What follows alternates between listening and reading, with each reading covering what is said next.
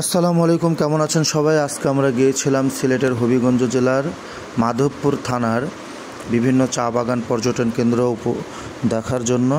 বিশেষ করে সাতছড়ি জাতীয় উদ্যান এবং সাতছড়ি যে পাহাড়ি যে অঞ্চল, চা বাগানগুলো, এখানকার মানুষ খুবই ভালো এবং প্রকৃতি যে কত সুন্দর এখানকার আল্লাহ তাআলা নিজের হাতে তৈরি করছে, এটা না দেখলে আপনাদেরকে বোঝানো যাবে না এবং বলেও বোঝানোর কোনো ক্ষমতা নেই আমার।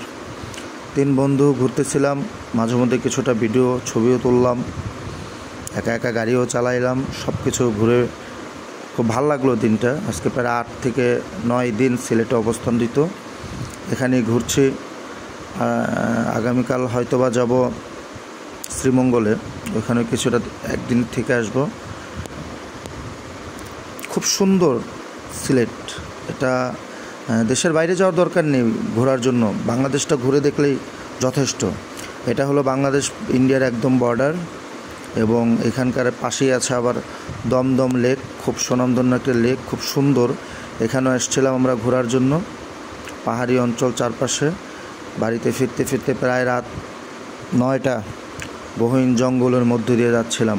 খুবই ভয় হচ্ছিল একা একা গাড়ি নিয়ে, কারণ এখানে গাড়িটা পাওয়া খুবই কষ্ট।